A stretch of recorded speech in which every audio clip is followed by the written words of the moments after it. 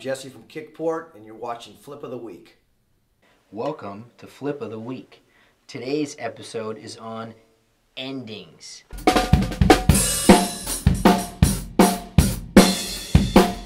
Man, did drummers screw this up. I'm sorry, man, but it's like you got through a great song, you did all the parts right, and then to blow it at the end of the song because you're not communicating with everybody doesn't make sense to me.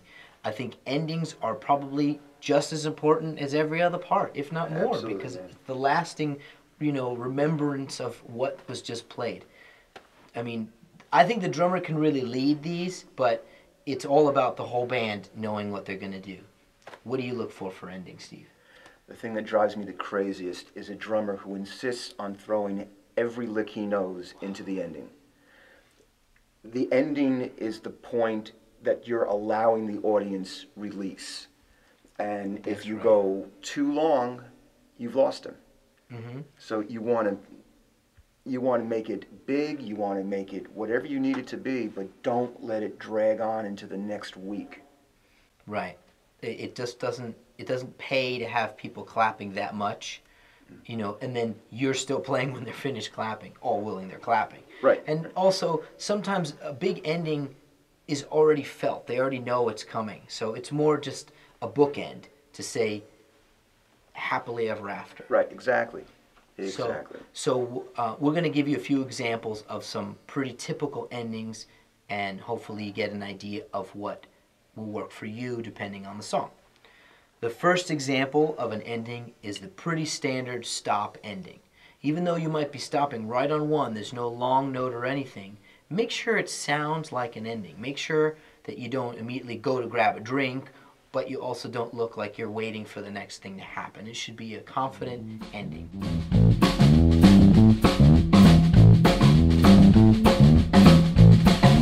The next ending is a long-noted ending. So that means that once we've played a section, we're going to end on one, and it's just a held fermata or held note that we're watching each other for. And you can choose to put a button, which is basically a low note to like a period at the end of the sentence. But when we're doing this, there's a few key things to look out for. Steve? Well, first of all, you all have to agree who's going to decide when you're actually going to kill the note. Usually it's the music director or the MD. It could be the drummer, but everyone has to decide ahead of time who they're going to watch. Because you have 5 guys on stage and everybody wants to cue the ending, you're not going to have an ending, you're going to have a train wreck. Right. Sometimes if you have a band that's been playing together for a while, you might feel the ending, but you want to make sure that nobody's going to deviate from plan. And if the soloist is the one cueing a retard or something to slow down the ending, but they still want notes until that last button, just watch them. Watch their neck. Make sure they give you the look.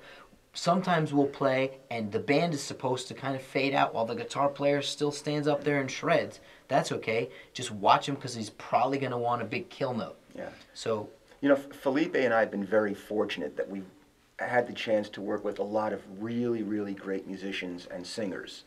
And they're pros. They know how to end things. If you're just sort of getting started and you've got your band and you guys are all hanging out, practice ending things. Get a feel for how it is, the difference between sort of ending loosely and ending tightly. It makes a big difference because that's the last thing in the song that your audience is going to hear is the ending. So That's if you right. have a nice tight ending, the audience is going to go, oh yeah, these guys rock. that's right, that's right. When you're playing an ending and you're hanging that note out, maybe you can think about what the next song is going to be while watching everybody. Or for drummers, if you need to grab mallets or brushes or something for the next song, it gives you time to do that. But make sure it doesn't ruin the ending of that song. Make sure it has a point. Everything you're playing should have a point. And that That's right. ending should just be saying, here is the big ending. We've said what we're going to say. React, please. Applaud, cheer, throw things, whatever. Hopefully. Here is an example of a long ending with a button.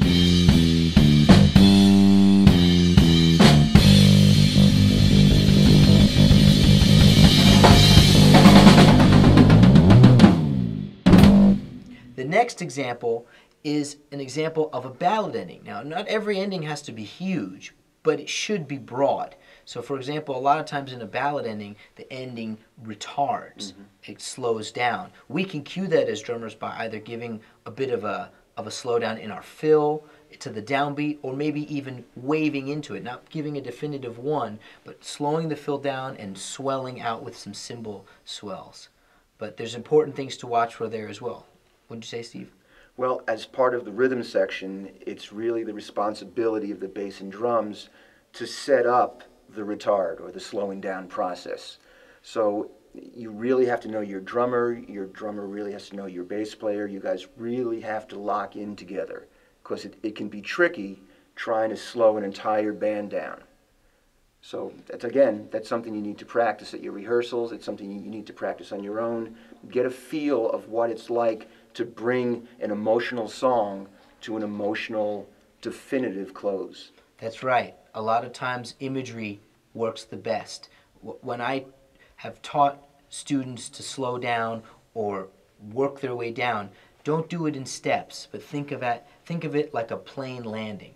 Even though it's going slowly, the contact should be very smooth, and it should just be gradual. Picture it in waves, or maybe even like a truck slowing down to a light. It doesn't just halt, it has to slow down. If when you picture it that way, make the sound as close to that dramatic slowdown as possible. It's a ballad. Milk it for all it's worth. Yep. Here's an example of a ballad ending.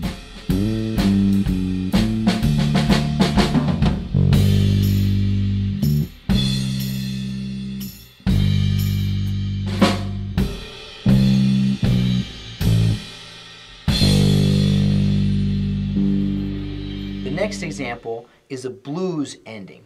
Now there's a few different ones, of course, depending on what style blues or shuffle you're playing. But overall, you got to figure if you're in a standard shuffle 12-bar thing, if they give you the look on the 10th bar, you're going to end after that one. Maybe they give you the cue, they say tag, which means you're doing the last 5-1 or 5-4 chords. Yeah. Again, usually standardly twice. But anyway, Right. That's a blues thing. Basically, you have to watch them and make sure that that ending is together. And it's both a stop and then a fill together and then a long note, standardly. You want to make sure that you space it out correctly, you play it well, and you know exactly how the song goes, or you know enough of blues endings so that it makes sense. Make sure that you're familiar with some. Listen to Stevie Ray Vaughan. He recorded a lot of great blues endings on his albums. Listen to B.B. King, listen to Howlin' Wolf, listen to Muddy Waters, listen to Little Walter, listen to Dennis Grunling, listen to Bobby Massano. There's a ton of guys you could be listening to. Absolutely. Blues endings, most blues endings are almost cliches. They're things that you just know. It's how you want the song to sound when you're ending. The temptation is always there to try to write your own thing with it, which is not a bad thing, but you run the risk of losing your audience. They want to hear that ending. So It's a fine line. It's up to you how you want to play it.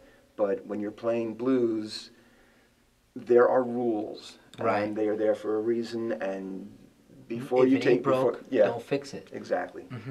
It's kind of like the standard "Have a nice day, good night." Yeah, we've all heard it. We might not even mean it when we say it, but it's something that we say because it just works. Yep. So here's an example of a blues ending.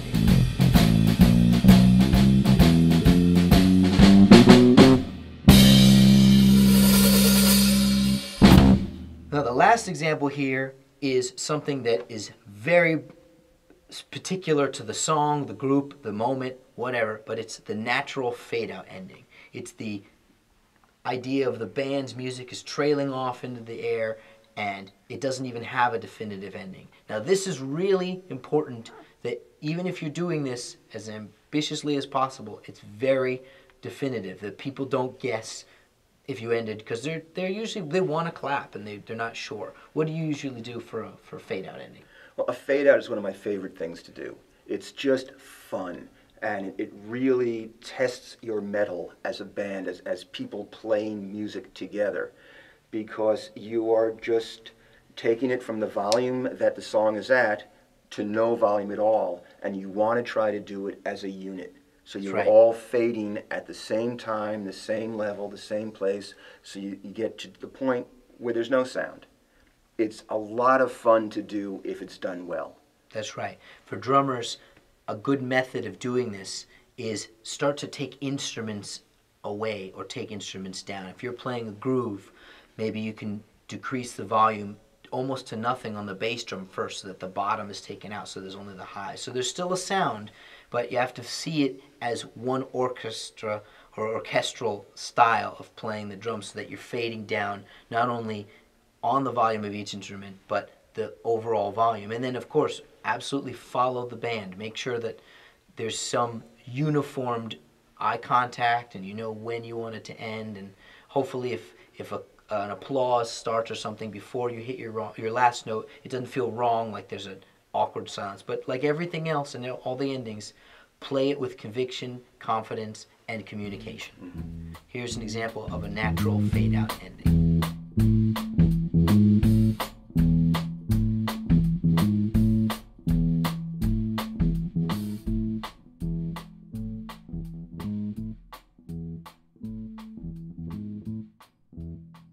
Thank you for checking out this week's Rhythm Section episode starring Steve Geller, great bass player, good friend of mine, great friend of mine. Thank you again for coming down, showing us drummers what we need to do in a rhythm section. Stick around. We'll be back with new Flip of the Weeks from the new studio, and have a good time playing music.